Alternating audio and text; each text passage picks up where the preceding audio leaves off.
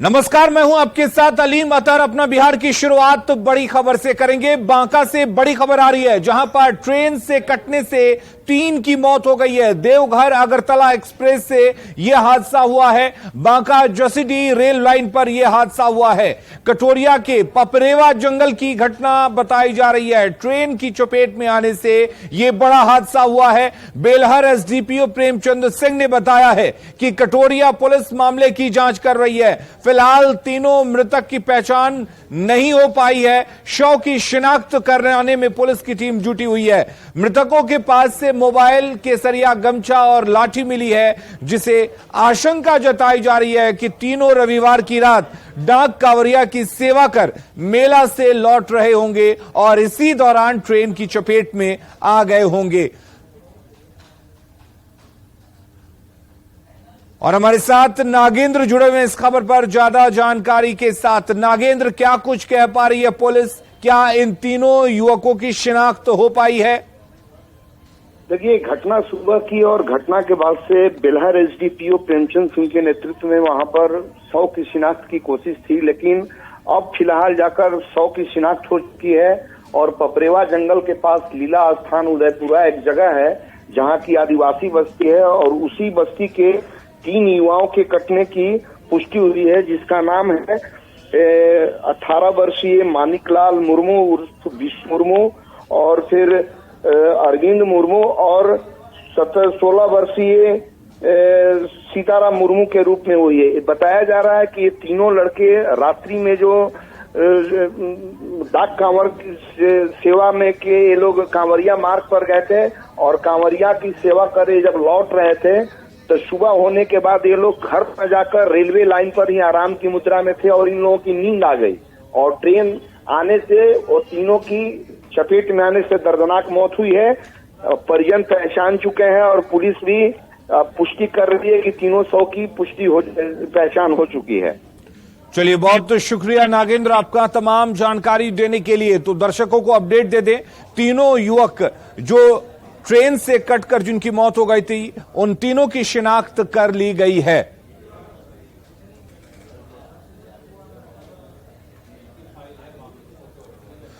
और रुक करेंगे इस वक्त एक और बड़ी खबर की। सुपौल से बड़ी खबर आ रही है, जहां पर चोरों ने बैंक में आग लगा दी है। हरदी सेंट्रल बैंक में आग लगाई है। बैंक का अधिकांश सामान जलकर खाक हो गया है। फिलहाल आग पर काबू पा लिया गया है। काफी मशक्कत से आग पर काबू पाया गया। देर रात चोरी की नीयत से चोर घुसे हुए थे और सदर पुलिस फिलहाल इस मामले की जांच में जुटी है। चोरी के बाद बैंक में चोरों ने आग लगा दी, जिससे बैंक का अधिकांश हिस्सा जल चुका है। हालांकि फिलहाल आग पर काबू पा लिया गया है।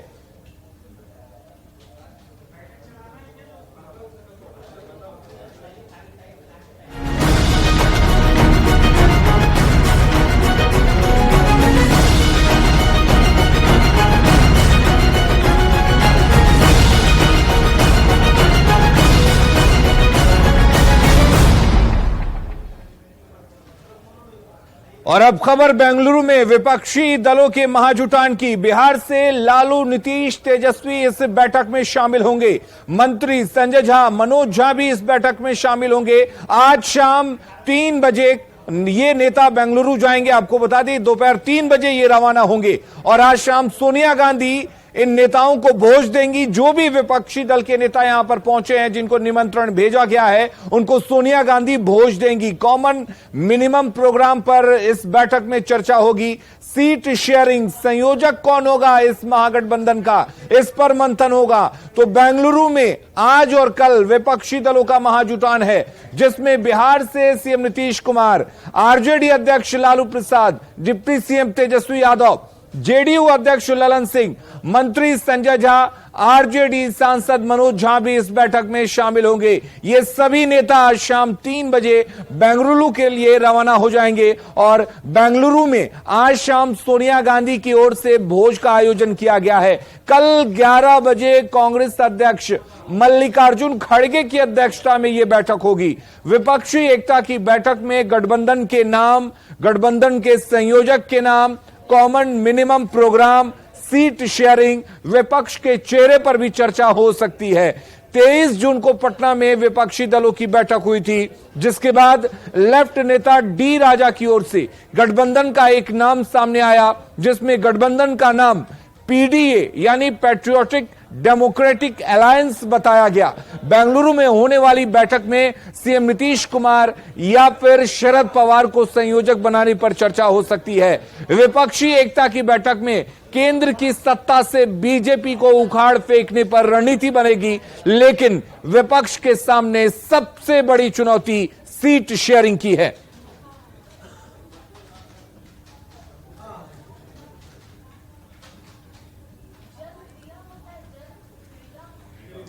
तो बेंगलुरु में होने वाली इस बैठक से पहले कई तरह के सवाल हैं, जिनका जवाब इस बैठक में तलाशने की कोशिश की जाएगी।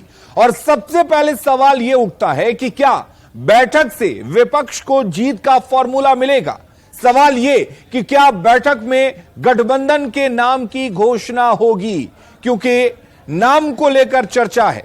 और चर्चा यह है कि क्या यूपीए की जगह अब पीडीए नाम की घोषणा होगी, क्या गठबंधन का नाम पीडीए होगा, क्योंकि डी राजा ने इस गठबंधन का नाम सुझाया था।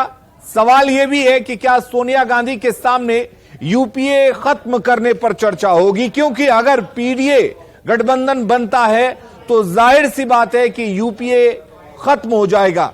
और सवाल यह भी है कि क्या सोनिया गांधी यूपीए को खत्म करने के पक्ष में खड़ी होंगी, क्योंकि यूपीए का गठन सोनिया गांधी ने किया था।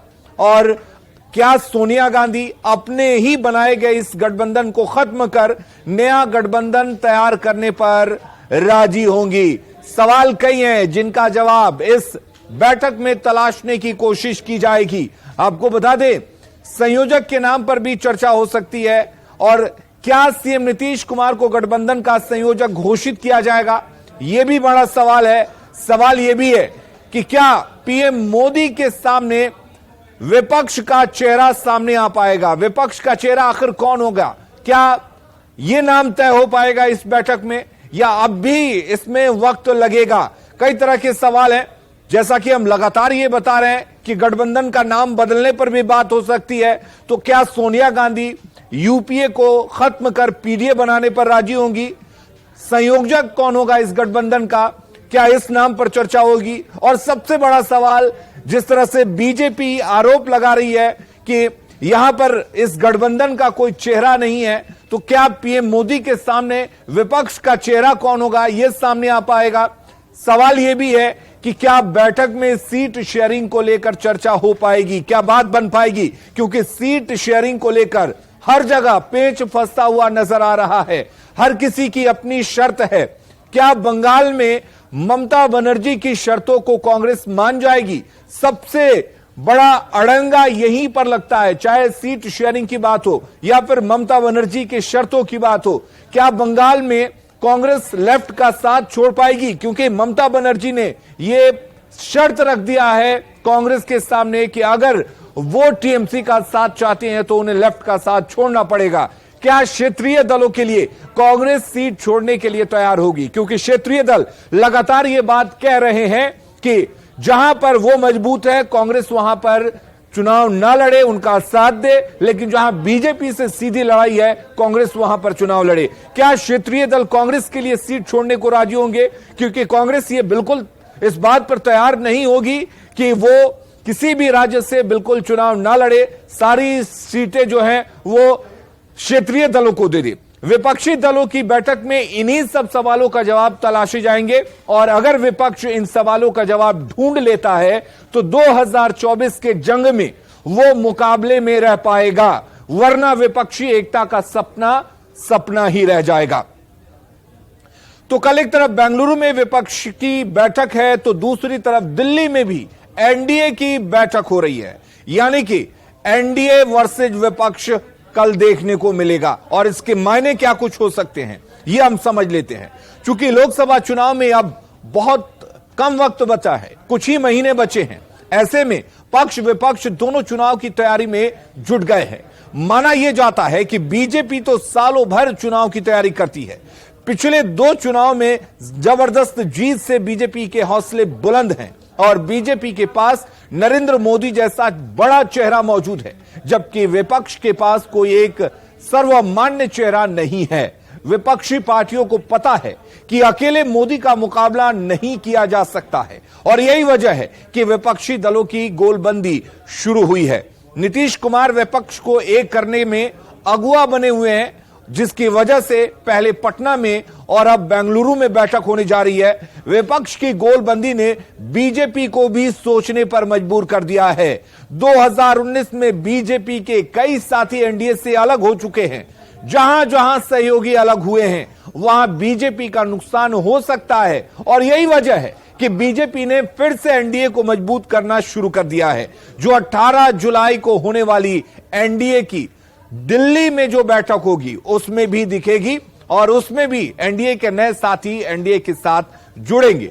तो बड़ा सवाल यही है कि क्या विपक्षी एकता की बैठक में जीत का फॉर्मूला मिल पाएगा? क्या जीत के लिए सबसे जरूरी सीट शेयरिंग पर बात बन पाएगी? इस पर नेताओं ने क्या कुछ कहा है वो भी सुन लेते हैं। पहली बैठक में 15 पार्टी शामिल हुए थे, लेकिन दूसरी बैठक में 2 दर्जन से ज्यादा पार्टियां शामिल होंगी। यह है विपक्षी एकजुटता की सफलता। इससे बीजेपी घबराई हुई है और जो भी लोग इस बात को लेकर के कह रहे हैं या कयास लगा रहे हैं कि सीटों का फॉर्मूला क्या होगा, क्या किन बातों पर सहमति होगी, हर एक चीजों पर सहमति बनेगी। देखिए, फॉर्मूला तो ऑलरेडी तैयार है और फॉर्मूला यह है कि जो भाजपा विरुद्ध वोटर हैं वो एक जगह हों, वो बिखरे नहीं, और इसीलिए महागठबंधन की बात हो रही है। हम लोग बैठक में पहले महागठबंधन का ढांचा तैयार करेंगे और जैसे ही ये स्वरूप खड़ा होगा बीजेपी की हार सुनिश्चित हो जाएगी, क्योंकि वोट बीजेपी के खिलाफ जो वोट है उसका बिखरना बंद हो जाएगा। जहां पश्चिम बंगाल में ममता बनर्जी के खिलाफ कांग्रेस धरने पर बैठती है और कहती है कि बंगाल में लोकतंत्र खतरे में है, वहीं केजरीवाल के अध्यादेश पर धमकी देने पर कांग्रेस समर्थन के लिए मजबूर हो जाती है। तो ये विपक्षी एकता कितना सफल होगा यह अभी ही दिखने लगा है। ये भूतो भविष्य कभी भी कामयाब नहीं होगी। हमें लगता है आगे की रणनीति और रूपरेखा तैयार होगी। सभी महत्वपूर्ण पहलुओं पर चर्चा होगी। किन प्रदेशों में कैसे समन्वय के साथ सीटों का बंटवारा होगा और कैसे मजबूती के साथ लोकसभा का चुनाव मुद्दों पर आधारित होकर लड़ा जाएगा, ये विपक्ष के सभी दलों की प्राथमिकता में शामिल है। कि निजी स्वार्थों पर भ्रष्टाचार के मार्गों को तलाशने के लिए और अपने परिवारों को, कुंबों को आगे बढ़ाने के लिए इस बैठक को आयोजित किया जा रहा है। हर बैठक के बाद जिस प्रकार से इनका जो स्वार्थ लिप्सा है वो सामने आ जाती है। जिस प्रकार से अधीर रंजन चौधरी जी ने ममता बनर्जी जी को कहा, समाजवादी पार्टी के अखिलेश यादव जी केसीआर से मिलने चले गए, जिनको कांग्रेस ने प्रतिबंधित करके रखा हुआ है। ऐसी परिस्थिति में विपक्षी एकता का जो पूरा स्वांग है वो क्या परिणाम लेकर सामने आएगा वो आज भी अधर्म है। तो 17 और 18 जुलाई को बेंगलुरु में विपक्षी एकता दिखेगी, तो 18 जुलाई को एनडीए भी अपने सहयोगियों के साथ बैठक कर रणनीति बनाएगी। अगली खबर का रुख करते हैं। मुंगेर पुलिस ने 580 बोरे चावल लूट के मामले का खुलासा किया है। पुलिस ने लूटपाट करने वाले 4 अपराधियों को गिरफ्तार कर लिया है। जानकारी के अनुसार 5 दिन पहले साफिया सराय में बाजार समिति परिसर में ट्रक चालक को बंधक बनाकर ट्रक सहित 580 बोरा चावल की लूट हुई थी। पुलिस ने बताया कि गिरफ्तार अपराधियों की निशानदेही पर चंदनपुरा में लाइन होटल के पीछे एक जर्जर मकान में छिपा कर रखे गए 571 बोरा चावल जब्त किया गया। वहीं पुलिस ने लूट में इस्तेमाल किए गए हथियार, कारतूस और बाइक भी जब्त किया।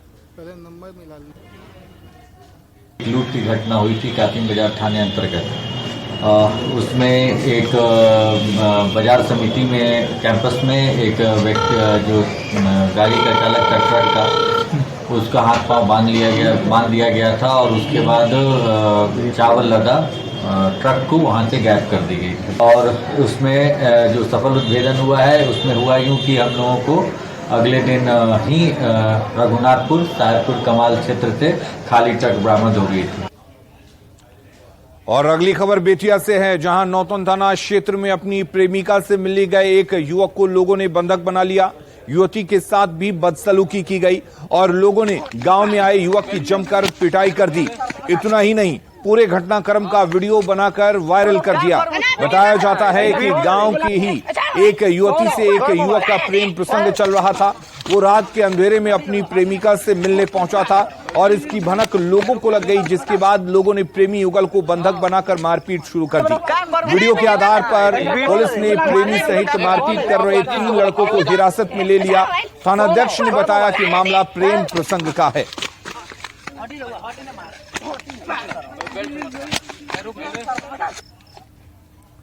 रुक करेंगे इस वक्त एक बड़ी खबर की। पटना से बड़ी खबर आ रही है, जहां पर एटीएम लूटने की कोशिश की गई है। बदमाशों ने एटीएम लूटने की कोशिश की। बदमाश एसबीआई के 2 एटीएम को लूटने के लिए पहुंचे थे, लेकिन पुलिस की गश्ती टीम ने साजिश को नाकाम कर दिया। कंकड़बाग थाना इलाके की यह घटना बताई जा रही है। फिलहाल पुलिस पूरे मामले की जांच कर रही है। बताया जा रहा है कि कंकड़बाग थाना क्षेत्र के साईं हॉस्पिटल के पास बदमाशों ने एटीएम के ऊपरी हिस्सों को खोल दिया था, लेकिन तभी वहां पुलिस की गश्ती टीम पहुंच गई, जिसे देखते ही चोर मौके से फरार हो गए।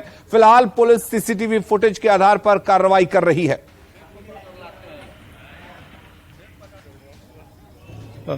दिखा जो बच गया। एटीएम को ऊपरी परत कमा दिया था जी, बच गई। गश्ती के कारण बच गया। मामला क्या हुआ था, क्या जानकारी मिली थी? उस दिन हम नहीं थे, लेकिन हुआ कि प्रयास किया, बच गया। जानकारी में क्या मिली? जानकारी मिला कि प्रयास किया था, लेकिन पुलिस बल के किस चीज का गश्ती के कारण एटीएम के कबाड़ने का। अच्छा, लेकिन बच गया। अगली खबर वैशाली से है, जहां चोरों का गिरोह सक्रिय हो गया है। ताजा मामला महनार से है, जहां गंगा रोड में बड़ी दुर्गा मंदिर के पास स्थित कंचन आभूषण दुकान में बदमाशों ने चोरी की घटना को अंजाम दिया है। 2 चोर ग्राहक बनकर पहुंचे थे। दिन दहाड़े चोरों ने सोने की 3 चेन पर हाथ साफ कर दिया और चलते बने। पीड़ित दुकानदार ने पुलिस से न्याय की गुहार लगाई है। चोरी की यह घटना सीसीटीवी कैमरे में कैद हुई है। तस्वीरों में आप देख सकते हैं कि हरे रंग के कपड़े में दिख रहा चोर सोने की चेन देखते ही देखते काउंटर की आड़ में चेन को चुपके से अपने पैकेट में डाल लेता है। जब दूसरा शख्स वहां पहुंचता है तो ये चोर आसानी से दुकान से निकल जाता है। फिलहाल पुलिस इस फुटेज के आधार पर चोरों की पहचान करने में जुटी हुई है।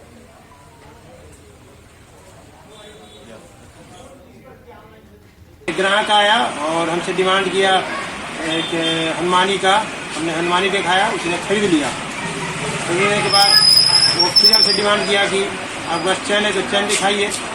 चैन का हमने डब्बा ला के दिखाया। इसी बीच में से हाथ लगा करके और चकमा दे करके उसने वो एक चैन का पोलोथीन पंजे में छिपा करके और वो पॉकेट में रख लिया। वो हमको उससे पता नहीं लगा, लेकिन उसके जाने के बाद जब हम कैमरा खोले तो देखेंगी। अगली खबर का रुख करते हैं। गंगा नदी का जलस्तर लगातार बढ़ रहा है। ऐसे में नदी में नहाने पर जान का खतरा भी बढ़ गया है, लेकिन फिर भी पटना के एनआईटी घाट पर बड़ी लापरवाही देखी जा रही है। गंगा की तेज धारा में युवक जान जोखिम में डालकर स्टंट करते नजर आ रहे हैं। इन युवकों को रोकने वाला कोई नहीं है। इस खबर पर और अधिक जानकारी दे रही हैं संवाददाता विनीता मिश्रा। गंगा का जलस्तर लगातार जा रहा है, बावजूद इसके लोग समझने को तैयार नहीं है। आए दिन गंगा घाटों पर डूबने की खबरें आ रही है, बावजूद इसके लोग खतरों को मोल लेते हुए दिखाई दे रहे हैं। एनआईटी की तस्वीर हम आपको दिखा रहे हैं।